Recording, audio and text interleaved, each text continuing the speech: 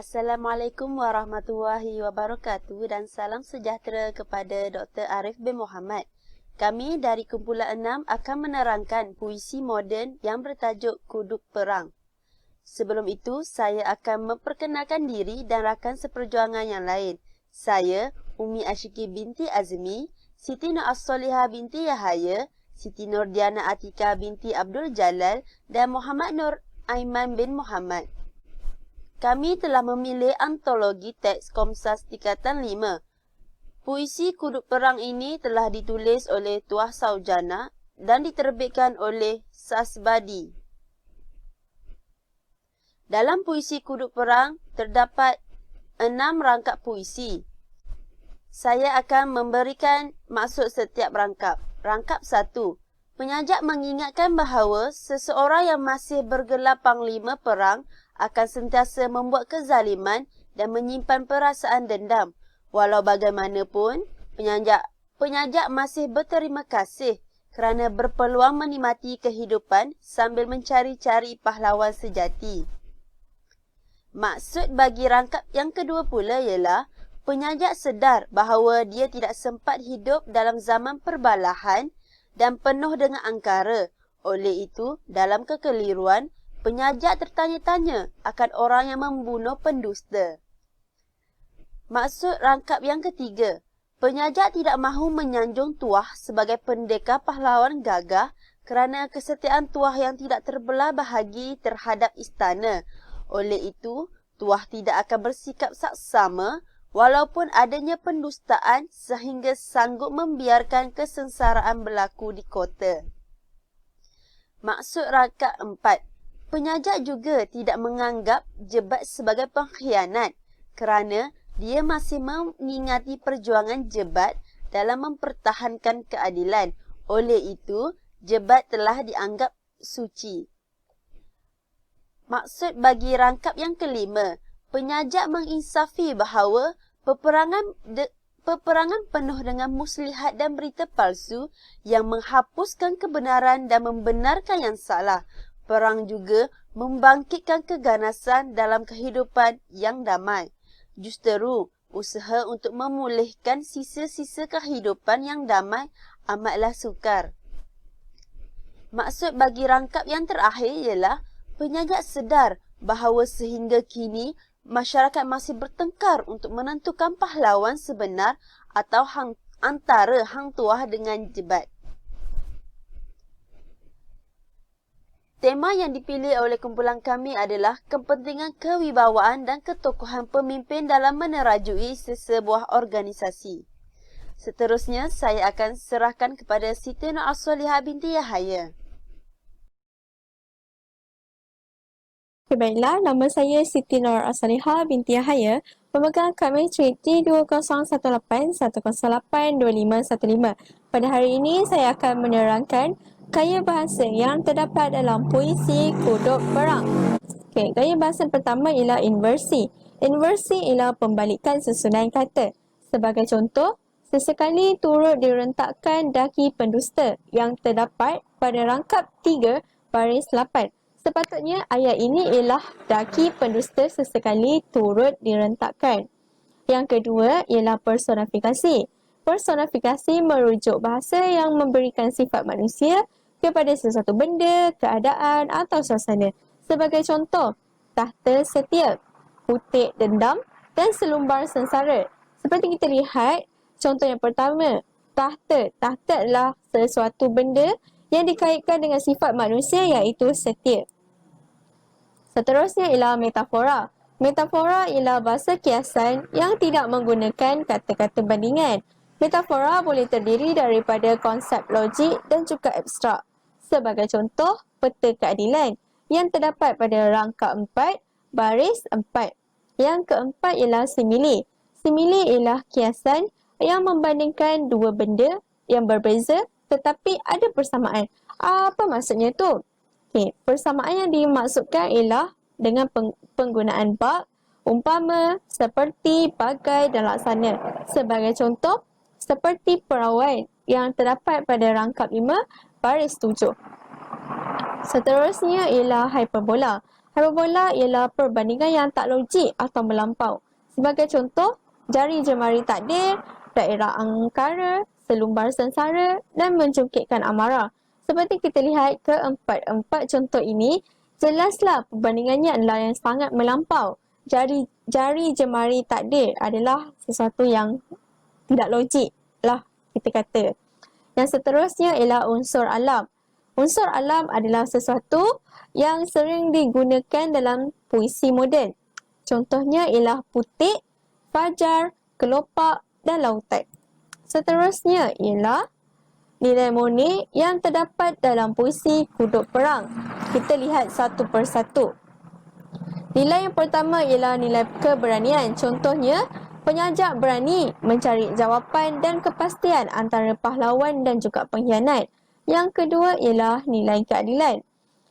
Sebagai contoh, tuah dan jebat hendaklah diadili dengan saksama. Nilai yang ketiga ialah nilai keinsafan. Contohnya, penyajat insaf bahawa peperangan dan perbalahan menggugat keamanan hidup. Nilai yang keempat ialah nilai kerajinan. Sebagai contoh, usaha yang gigih dan bersungguh-sungguh untuk membina kebahagiaan hidup semula selepas peperangan perlu dilakukan. Seterusnya, pembentangan akan diberikan kepada Siti Nurdiana Atikah binti Abdul Jalal. Sekian, terima kasih. Assalamualaikum warahmatullahi wabarakatuh kepada Dr. Arif dan juga rakan-rakan yang dikasihi sekalian. Saya Siti Nurdiana Atikah binti Abdul Jalal, bernombor kad matrik di 2018-108-2500. Pada hari ini, saya akan membentangkan pengajaran, standard pembelajaran dan juga objektif pembelajaran. Baiklah, kita pergi kepada pengajaran daripada puisi moden Kuduk Perang ini. Yang pertama ialah kita mestilah bersikap berani untuk mencari jawapan yang sahih agar tidak tersilap membuat keputusan. Dan yang kedua, kita haruslah bersikap adil dan saksama supaya tidak melakukan kezaliman. Dan yang ketiga, kita hendaklah insaf bahawa peperangan dan perbalahan tidak akan mendatangkan kebaikan. Dan yang keempat, iaitu yang terakhir, kita mestilah gigih berusaha dan bersungguh-sungguh agar kebahagiaan hidup lebih bermakna. Baiklah, seterusnya, kita pergi kepada standard pembelajaran. Menurut pembacaan saya, DSKP ialah dokumen standard kurikulum dan pentaksiran yang diajar di sekolah menengah, iaitu dipanggil dengan KSSM untuk tingkatan 4 dan juga tingkatan 5. Bagi puisi moden Kuduk Perang ini, saya melihat dari aspek seni bahasa. Aspek seni bahasa ini pada poin yang keempat, iaitu 4.1, memahami dan mengapresiasi karya sastra. 4.1.1, memahami dan mengapresiasi puisi moden dengan memberikan respon peribadi tentang maksud, tema, gaya bahasa, nilai dan pengajaran dengan tepat serta penuh penghayatan. Dan yang terakhir iaitu objektif pembelajaran. Pada akhir PDPC, murid akan mendapat mengapresiasikan puisi moden dengan memfokuskan maksud rangkap, gaya bahasa, nilai dan pengajaran. Itu sahaja daripada saya. Sekian, terima kasih. Saya serahkan kepada pembentang seterusnya, iaitu Muhammad Nur Aiman. Terima kasih saya ucapkan kepada rakan pembentang. Seterusnya saya akan menyambung dengan teknik pengajaran. Sebelum itu, nama saya Muhammad Nur Aiman bin Muhammad, pemegang kad matrik D2018-1082-522. Baiklah, dalam teknik pengajaran ini akan ada dua kaedah ataupun dua cara yang akan saya ketengahkanlah. Yang pertama ialah pick the best ataupun bahasa Melayunya ialah pilihan bijak. Okey, jadi aktiviti ini dapat dijalankan ataupun perlu dijalankan secara berkumpulan di mana setiap ahli memainkan peranan masing-masing berdasarkan pembincangan dalam kumpulan mereka. Okey, jadi dia ada 6 langkah saja untuk kita melaksanakan aktiviti ini. Iaitu langkah pertama, satu kelas ini akan dipecahkan kepada 6 kumpulan yang lebih kecil. Di mana setiap ahli kumpulan itu bergantung pada kadar bilangan yang terdapat di dalam sesebuah kelas itu. jika ada 24 murid mungkin akan dibahagi dengan 6 lah agar semuanya mendapat ahli kumpulan yang sama rata. Jadi langkah kedua, setiap kumpulan dia akan menerima kad dalam kuantiti yang sama supaya tidak ada kumpulan yang terlebih tugasan ataupun agar kumpulan ini dapat melaksanakan aktiviti habis tepat pada masanya. Okay, jadi langkah ketiga, setiap kumpulan ni akan memilih kad daripada kumpulan mana-mana yang dia nak pilih. Contohnya kalau kumpulan satu mungkin boleh pilih kad daripada kumpulan dua ataupun kumpulan yang ketiga. Okey, seterusnya langkah keempat, setiap kumpulan ni perlu melaksanakan tugasan yang terdapat di dalam kad tersebut. Tugasan tu bebaslah. Sama ada sama ada tugasan dia menghuraikan pengajaran, menghuraikan nilai murni ataupun perlu berlakon atau lain-lain lah yang sewaktu dengannya. Okey, jadi langkah kelima, setiap kumpulan ni dia akan menilai dan memberi markah kepada kumpulan yang melaksanakan tugasannya dengan baik mengikut skala 1 hingga 5. Kalau 5 tu paling baik, kalau 3 tu tengah-tengah dan 1 tu yang tidak memuaskan hati penonton lah. Okey, jadi langkah keenam, pemenang ini akan dinilai berdasarkan markah yang mereka berjaya kumpul. Contohnya ada 6 kumpulan. Okey, lepas tu kalau kumpulan pertama ni memperoleh markah tinggi daripada 5 kumpulan yang memberi markah, maka dia akan menang. Okey, jadi kelebihan permainan ini, dia dapat melibatkan murid secara aktif di dalam kelas dan kedua, dapat menarik minat murid untuk mempelajari puisi ini dengan lebih mudah. Okey, baiklah. Setelah kita memahami permainan pertama ini, kita akan pergi ke permainan kedua iaitu be creative ataupun bahasa Melayunya ialah kreatif. Okey, sama juga permainan ini perlu dilaksanakan di dalam kumpulan di mana setiap ahli kumpulan memainkan peranan masing-masing berdasarkan perbincangan mereka sesama ahli kumpulan. Okey, jadi dia ada 6 langkah juga yang sama. Langkah pertama, setiap kumpulan ini diberikan puisi yang berbeza seminggu sebelum kelas bermula. Tujuannya agar pelajar ni ada masa ataupun ada peluang untuk memikirkan bagaimana mereka perlu menghasilkan satu video yang kreatif yang bersesuaian dengan abad ke-21 ini. Okey, jadi langkah kedua, mereka perlu menghasilkan video daripada puisi berkenaan secara kreatif. Video ini terpulanglah kepada kreativiti pelajar itu masing-masing. Sama ada mereka ingin menghasilkan video secara kartun ataupun video mereka menyampaikan puisi, ianya bergantung kepada kumpulan masing-masing. Okey, jadi langkah ketiga, video ini akan ditayangkan semasa kelas seterusnya. Jadi semua kumpulan akan melihatlah video yang mereka hasilkan.